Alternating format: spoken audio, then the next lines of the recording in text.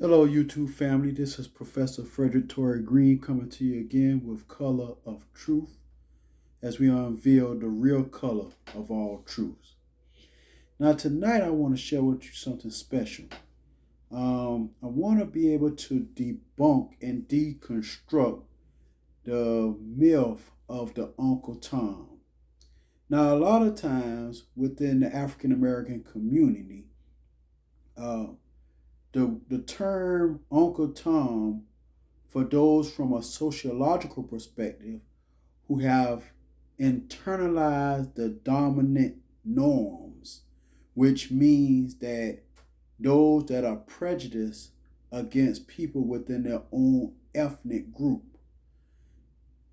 When those of us who have internalized the dominant norms and become prejudiced against our own race or our own ethnicity, we usually within the African American culture would classify them as an Uncle Tom. So in other words, we would say sometimes that they are a black face in a white place. Or if they go along with the status quo, they are Uncle Tom. Well, I want to kind of debunk that because I think that's prevalent within our community, but we're using the wrong terminology. And so we have perpetuated that century after century, decade after decade, and really it's a myth, it's a fallacy, it's a misnomer, right?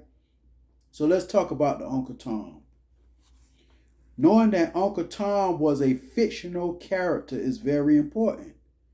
And some of us use the word Uncle Tom and have never read Uncle Tom's Cabin by Harriet Beecher Stowe. And we had never read it before. But we just say it because it was said to us. Um, we perpetuate the myth. All right, but check this out. Uncle Tom was a fictional character that is very important. But what is even more important is understanding Uncle Tom's character in the book Uncle Tom's Cabin was not a bad guy. Admittedly, Harriet Beecher Stowe's Uncle Tom character was humble, nonviolent, and very religious.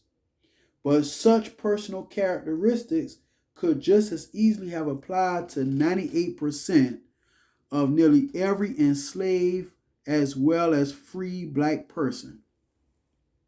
It is important that the character's trait be considered with attention to his strengths, talking about Uncle Tom.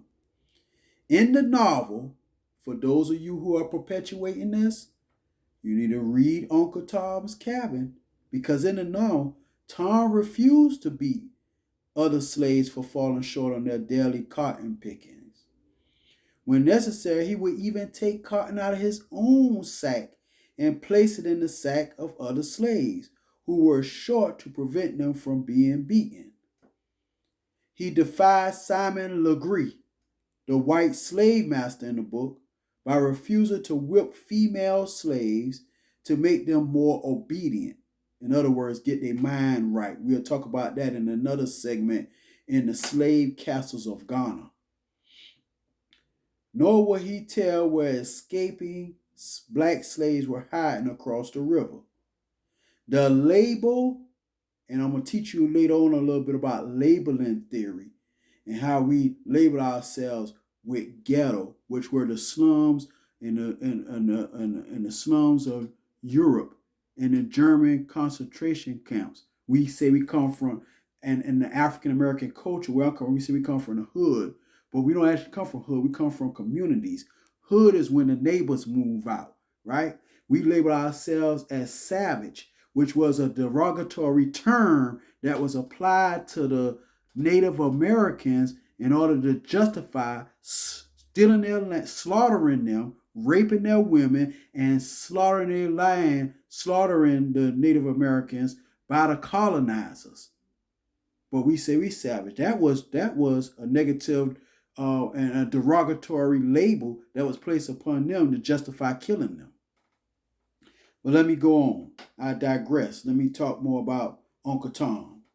So, the label Uncle Tom, and like I said before, we're going to talk about labeling theory. is not an appropriate label for a white person in a black skin, according to the character developed in Stowe's novel. Sambo would be a more apt name and description of a black person who sells out his people for the advantage of himself. I'm going to say that once again.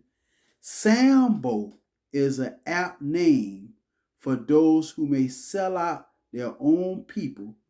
Talking about, because this is color of truth, talking about from an Afrocentristic perspective, for his own advantage. Watch this.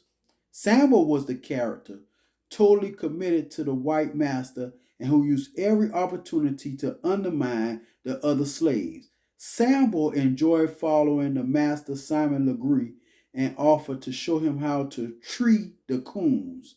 Sambo in Uncle Tom Canvas, like many black conservatives, operated under misleading colors. Or, as an old farmer said, they run with the hounds while pretending friendship and brotherhood with the rabbits. It was Sambo who beat Uncle Tom to death for refusing to whip a black female. It is the real life Sambo personality and not Uncle Tom who is black people's worst nightmare. Color of truth. Sambo, not Uncle Tom.